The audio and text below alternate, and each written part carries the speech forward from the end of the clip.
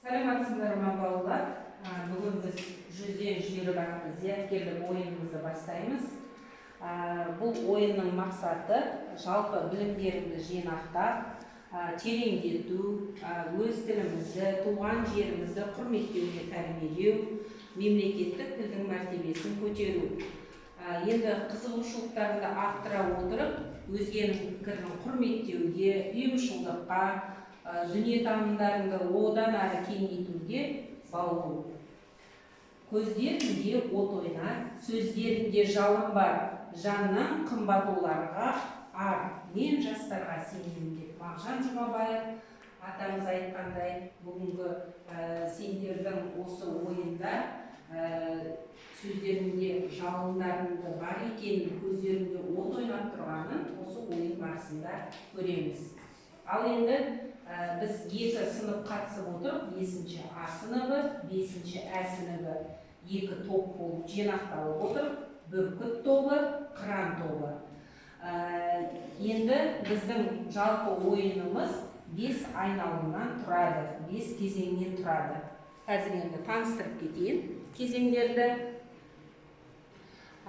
Бірінші кезеңіміз жүзден жүйрік мыңнан тұлпар кезеңі. Екінші кезең сергіту сәті өтеді, одан кейін шөл қандырар айналымы, одан кейін тақым қысар, одан кейінгі ең соңғы айналымыз нар тәуекел. Жалпы енді қарап отырсаңдар, осы айналымдағы кейбір айналымның аты өзгеше, ол ұлттық құндылыққа байланысты, ұлттық құндылығымызды дәріптей отырып, ұлттық құндылықтарды, салт дәстүрімізді, оның ішіндегі әдет ғұрпымызды құрметтеуіміз қажет. Ал енді балалар, біз бірінші айналымызды бастаймыз. Жүзден жүйрік мыңнан тұлпар. Енді қазір екі топқа, бүркіт тобына, қыран тобына бөлек-бөлек қоржыннан сұрақтар оқылады.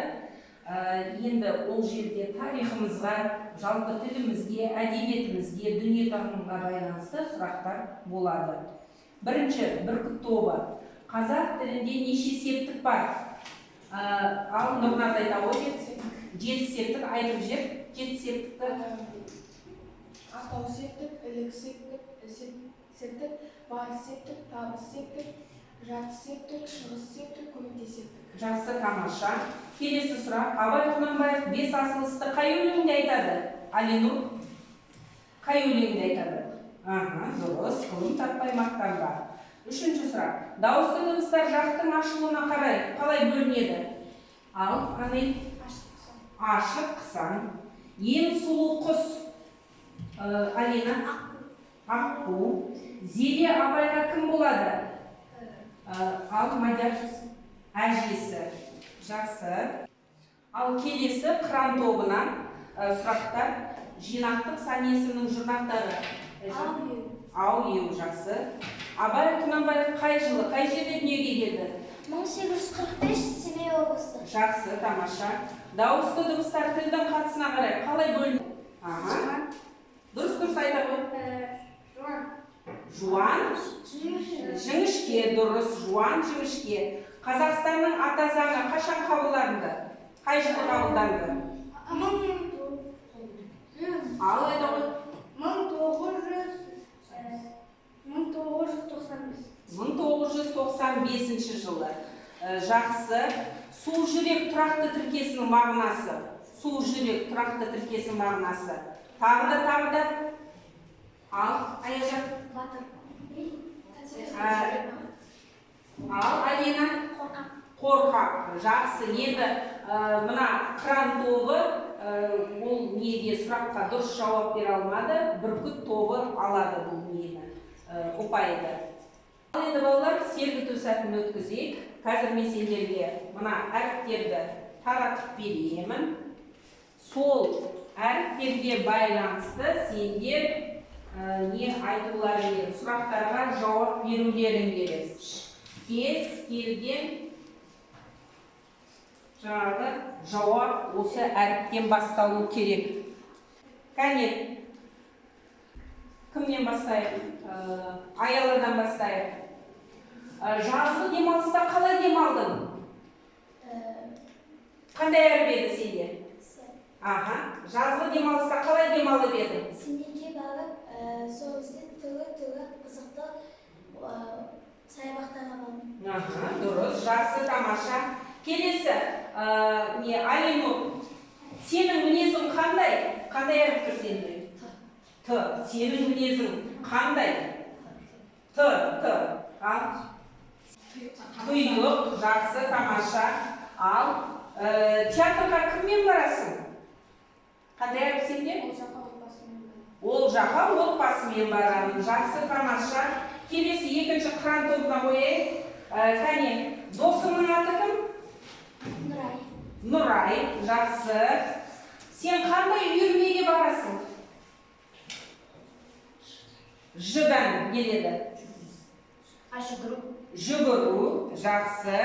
Ал, Аяжан, базарға кіммен барасың? Қандай әріп тұрсың? Мадина деген әріппенмен барасың. Жақсы, тамаша. Ал балалар, келесі айналымыз бізде шөл қандырар. Енді аты да айтып тұрғандай, бұл бөлімде оқушылар сендердің ой өрістерін сынға түседі. Мына жерге ұяшықтар, жаңағы көріп тұрсыңдар, сиқырлы ұяшықтар.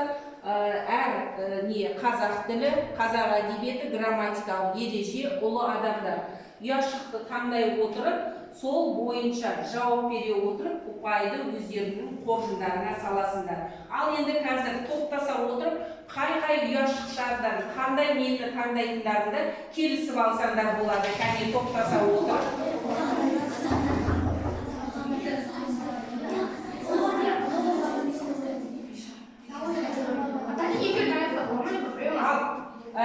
Бастайды бүркіт тобы. Қайсы? Ұлы адамдар 10. Енді 10 ұпай ұлы жүздің биі. Ұлы жүздің биі. Ұлы жүздің биі. Төле би. Аха, жақсы, тамаша. Енді білетіндер қол көтере береміз. Келесі сендер қыран тобы таңдандар. Қайсын таңдайсыздар? Қазақ әдебиеті қанша? 10 бар, жақсы. Қазақ ауыз әдебиетінің түрлері, кәне, бірнеше түрін атап кетіңдер, айта қойыңдар. Қиял ғажайып, тұрмыс салт, және Жақсы. Келесі, кәне, бүркіт тобы таңдайды. Қайсын таңдайсыздар? Бүркіт тобы. Қазақ әдебиеті, қазақ тілі 10 бар, 20 ма? Қазақ тілі 30. Келбет сөзінің синонимі. Келбет сөзінің синонимі. Бейне, дұрыс, кескін дейді, жақсы. Келесі, ал қандаймыз? Ұлы адамдар қанша? 30. Қазақ газетінің редакторы кім болған? Алаш партиясын құрған. Нелермен, шығармалармен осы 5-ші сыныпта танысқанбыз. Дұрыс, Ахмет Байтұрсынов. Дұрыс. 30. Ең соңғы мүмкіндіктеріңіз бар. Бүркіт тобы. Кәне, қайсын аласыздар? Қазақ тілі қанша? 40. Ал, тыңдаңдар. Көнерген сөздер нешеге бөлінеді? Көнерген сөздер нешеге бөлінеді? 2-ге бөлінеді. Ал, қандай сөздер болып бөлініп еді? Көнерген сөздер 2-ге бөлінеді, дұрыс. Білесіңдер ма? Екінші топ. Тарихи сөздер, архаизмдер. Міне, жартылай қоясыз, өйткені толық жауап болған жоқ. Ең соңғы мүмкіндік, ал қайсысын аласыңдар? Ұлы адамдар 40. Ал енді Абылай ханның шын аты. Жоқ, шатастырмаймыз. Абылай ханның шын аты. Сендерде жоқ па? Әбіл Мансұр, жақсы, тамаша. Ал енді балалар, тақым қысар айналымына келдік. Бұл бөлімде қойылған жаңағы сұрақтар неде сөйлемдетіп айтамын, соған байланысты сендер мақал, мәтел айтуларың керек. Түсінікті ме? Бірінші жаңағы кезең мына бірінші топ қырат бүркіт несіне тобына беріледі. Ал енді жыланды іннен қалай шығарасыңдар? Ал Жылы сөйлесе жылан арасына шығар. жақсы, тамаша. Құдықты инемен қазуға болады ма? Инемен құдық қазғандай. Жақсы. Қар жанады ма? Қалауын тапса? Бұл саналмайды. Адамның қай мүшесі қорқақ, қай мүшесі батыр? Ал? Қорқақ ол батыр. Жақсы, тамаша. Ұрлықтың түбі бар ма? Бар болса не? Ұрлық түбі құрылады. Әдепті бала, арлы бала. Сорлы бала қандай бала? Аман бала. Аяла. Ал? Дұрыс. Әдепсіз бала. Тауық түс көреді ме? Тауық түс көреді ме?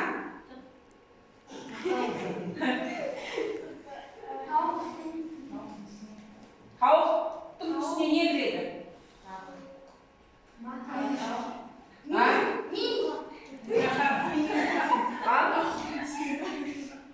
Бобай саналмайды. Иә, саналмайды.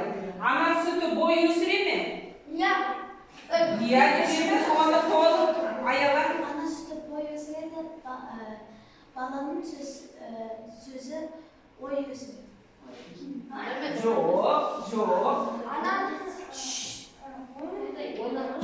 Жоқ, саналмайды. Өзге елде сұлтан болған жақсы ма? Жоқ, өзге елде сұлтан болса, өз елінде сұлтан бол. Ұлтан бол. Біздің ең соңғы айналымға келіп жеттік. Нар тәуекел. Бұл айналымда жұмбақтарға жауап жаңағы табамыз. Енді қазір мен әр топқа жаңағы жұмбақ оқып, қол көтеріп жауап бересіңдер, иә? Ал енді бірінші өзінше ноян қорқақ кім? Ал Мадияр қоян, қазір тексереміз. Дұрыс екен, қоян екен. Келесі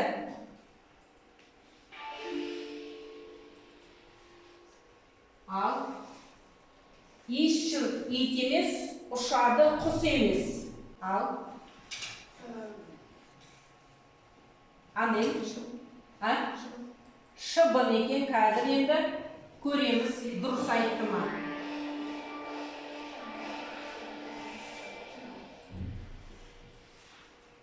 Шыбын дұрыс, жақсы, тамаша. Келесі қыран тобына. Қыран тобына. Ал ағаш көрсе қышынар, сояу тісі бар. Ара. Қазір енді жауабын көреміз. Тамаша, ара екен. Енді келесі, кәне, ақ көбелек қонды, құстар енді тоңды. Қыс, ал енді көреміз дұрыс жауабын. Қыс, бірақ енді қар. Қыстың несіне келеткен, енді бұл жерде жақсылай аласыңдар. Жақсы, тамаша. Қазылар орнықтырар әділдікті, кімдердің жауаптары кәміл шықты. Білім мен тапқырлықтың сайысында жеңіске жетер дейміз нағыз мықты дегендей. Енді Әділқазы алқауларына береміз. Динара Кәтей өзінің жаңағы қорытынды сөзін айтсын. Қымбатты балалар, бүгінгі ойын өте қызықты болды. Ебір сұрақтар, мына жердегі шөл қандыра, тақым қысар, нар тәуекел, осы жердегі бір естімеген жаңағы мақал мәтелдің мысал арқылы келтіру арқылы өте тартымды қызықты болды. Ал енді мына жерде екі топ бүркіт тобы және де қыран тобы болып екі топқа берілген екен. Бірінші орынды бүркіт тобы 101 ұпай жинады. Жаңағы шөл қандырарда 30, 40 үлкен нелерді, сандарды таңдау арқылы. Екінші қыран тобы 59 ұпай жинап, екінші орын болды. Құтты болсын. Рахмет балалар, рахмет Динара тәте. Енді бұл ойынымыз 100-ден жүйрік ойынымыз мәресіне жетті. Әр байқауда жеңіс бар, жеңіліс бар. Оған қаймықпаймыз, келесі жолы бұдан да жақсы биіктерден көрінейік. Тіл әр ұлттың қайталанбас байлығы, тіл бар жерде, ұлтта, елде, жерде бар. Тілден артық қазына, тілден артық қасиет жоқ екеніне көз жеткіздік. Енді кішкене де болса бүгінгі жаңағы немізден сендерге шашуларым бар, бүркіт тобы, қыран тобына. Ал енді кәне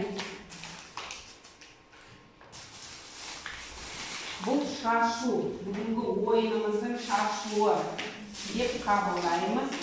Рахмет сендерге. Бұдан әрі биіктен көрініңдер. Ал енді міне бір-бір қаламсақ әр кезде сауатты жазуға талпыныңдар, сабақты жақсы оқыңдар. Рахмет балалар, көп рахмет. Жеңістерің құтты болсын, білімдерің арта берсін. Рахмет сендерге.